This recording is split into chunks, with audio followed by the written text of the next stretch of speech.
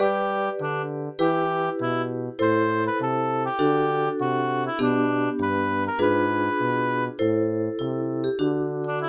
8일) 부활절 제4주 주일을 위한 말씀 나눔을 시작하겠습니다. 오늘은 요한복음 10장 22절부터 39절 말씀을 가지고 신성모독이라는 제목으로 말씀을 나누겠습니다. 2022년 마가교회 표어는 꾸준한 일상, 행동 강령은 주님과 그리고 모두와 함께하는 하루입니다. 2022년 기도문을 따라해 주시기 바랍니다. 우리에게 늘 신비로운 새로운 하루를 허락하시니 감사합니다. 우리가 만나는 모든 이들에게서 그리고 모든 것들에서 주님의 온기를 느끼게 하소서. 예수 이름으로 아멘.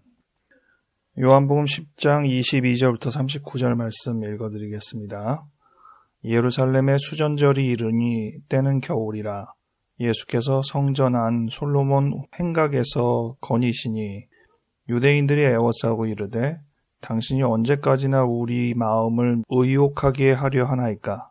그리스도이면 밝히 말씀하소서 하니 예수께서 대답하시되 내가 너희에게 말하였을 때 믿지 아니하는도다. 내가 내 아버지의 이름으로 행하는 일들이 나를 증거하는 것이거늘 너희가 내 양이 아니므로 믿지 아니하는도다. 내 양은 내 음성을 들으며 나는 그들을 알며 그들은 나를 따르느니라. 내가 그들에게 영생을 주노니 영원히 멸망하지 아니할 것이요 또 그들을 내 손에서 빼앗을 자가 없느니라. 그들을 주신 내 아버지는 만물보다 크심에 아무도 아버지 손에서 빼앗을 수 없느니라. 나와 아버지는 하나이니라 하신대 유대인들이 다시 돌을 들어 치려 하거늘 예수께서 대답하시되 내가 아버지로 말미암아 여러 가지 선한 일로 너희에게 보였거늘 그 중에 어떤 일로 나를 돌로 치려 하느냐.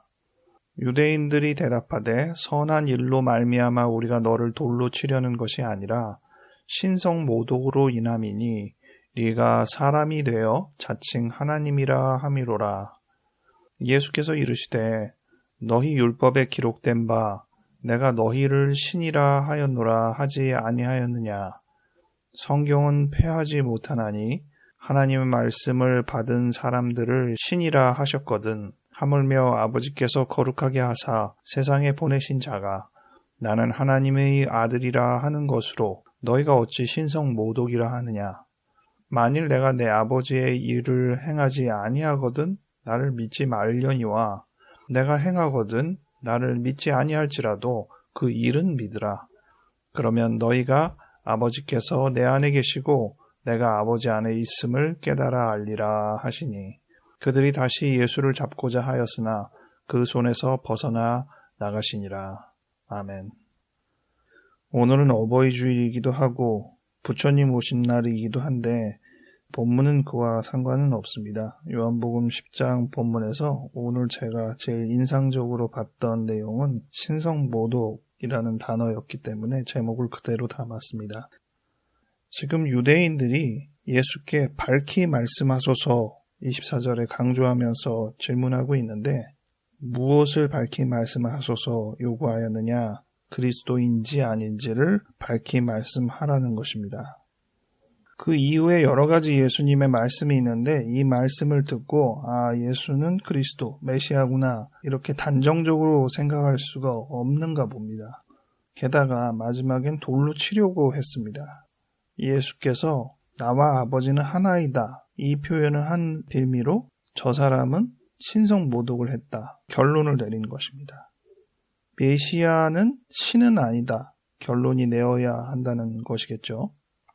그런데 우리가 오늘 이 본문을 예수께서 인성과 신성을 다 가지신 분으로 생각하고 이해할 것이 아니라 한 인간이 하나님의 뜻을 따르려는 한 인간이 똑같은 주장을 했을 때 똑같은 판결을 받을 수 있는지를 생각해 보는 것이 필요하겠습니다. 나와 아버지는 하나다 이 의미가 어떤 것인지 오늘 본문에서 정확하게 잘 표현하고 있습니다. 내가 아버지의 뜻을 행하는 것으로 인하여 나와 아버지는 하나다. 아버지께서 내 안에 계시고 나도 아버지 안에 있다. 그게 신성모독입니까? 이걸 충분히 하나님의 뜻을 진실히 따르고자 하는 한 인간으로 받아들일 수 없습니까? 그럴 수 있거든요. 그런데 이것을 가지고 너가 지금 너 자신을 신이라고 칭했다. 그래서 돌로 쳐 죽여야겠다. 이렇게 판단을 하는 것이죠. 이럴 때 우리가 생각하게 되는 것이 얼마나 정확하게 이 표현을 받아들여야 하는가 이런 부분입니다. 우리가 대충 뭐 비슷한 거 아니야? 라고 할 때 아니야, 이런 면에서 정확히 달라 구분하는 것, 비슷하게 취급하는 것과 다르게 취급하는 것이 모두 다 일리가 있습니다. 오늘 본문도 충분히 인간으로서 하나님의 뜻을 따르고자 하기 때문에 나와 아버지는 하나다 이렇게 말할 수 있습니다. 하지만 조금 더 정확하게 하자면 이런 표현은 쓰면 안 된다 할 수도 있는 거잖아요. 돌로 치려고 할 정도였으니까 이런 표현은 절대로 써서는 안 되는 수준의 표현이라고 유대인의 입장에서 판단할 수도 있을 거라고 봅니다. 정확하게 하고자 하는 것이 나쁜 것은 아니라고 보는데요. 문제는 이 대화의 내용이 예수가 메시아냐 아니냐를 가지고 이야기하는 데 나타난 결과라는 것이죠. 한 가지는 분명하죠. 그들은 이 이야기를 듣고 예수를 그들이 알고 있는 메시아로 인정하지 않았던 것이죠. 이 표현을 우리가 아는 메시아의 의미로 이해했다면 감히 돌로 치려고 하지 않았을 거 아니겠어요? 무엇이 문제냐? 유대인의 입장에서 생각을 해보니까 지금 유대는 로마의 지배 아래에 있는 것이잖아요. 그리고 메시아는 우리 민족을 구원할 지도자가 되는 것이고, 그렇다면 이 상황, 나라를 잃은 이 상황에서 그들이 원하는 메시아가 어떤 사람인지는 조금 더 명백해질 것입니다. 그런데 그러한 열망에 비해서 지금 예수께서 주장하는 메시아의 이미지는 다른 이미지인 거예요. 하나님의 뜻을 행하는 사람, 하나님과 하나인 사람, 이렇게 묘사를 하니까 이것이 그들의 열망과 부합하지 않기 때문에 메시아로 인정이 되지 않는 것입니다. 유대인의 열망을 잘못된 것이라고 판단해야 되냐? 이 점에 생각해 볼 때 유대인의 열망은 지극히 정상적이고 옳은 것이라고 보는 게 맞겠습니다. 그들은 고통을 받고 있고 나라를 잃었고 여러 면에서 그들이 원하는 열망은 타당한 것이라 해야겠습니다. 다만 문제는 그것이 옳긴 하지만 그 열망이 너무 강해서 오히려 전체를 보지 못하고 좁은 시야로 상황을 바라보고 있다는 것이죠. 우리는 그러하지 않나. 우리의 열망이 틀린 것은 아닌데 아주 타당하고 옳은 것인데 그렇다고 하여서 그 열망에 너무 빠진 나머지 지금 내가 봐야 할 것들을 직시하지 못하고 내 좁은 소견에 의해서 상황을 판별하고 있지는 않나. 신성모독이라는 표현, 이 표현도 그렇죠.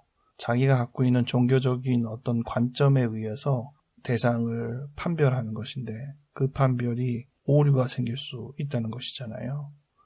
우리는 어떤 신앙의 자세로 이 상황을 직면하고 대처하고 있는지 생각해 보면 좋겠습니다. 기도하겠습니다. 하나님, 5월을 허락하시니 감사합니다. 이 5월을 통해 우리가 경험해야 될 많은 것들을 충분히 경험하게 하여 주시옵소서. 특별히 우리의 열망이 너무 강해서 우리가 옳다는 이유 하나로 진정 바라봐야 할 것을 바라보지 못하고 곡해하는 것은 아닌가, 우리를 되돌아볼 수 있는 여유를 허락하여 주시옵소서. 하나님이 허락하시는 대로 우리의 시야가 넓어질 줄 믿습니다. 감사드렸고 예수 이름으로 아멘.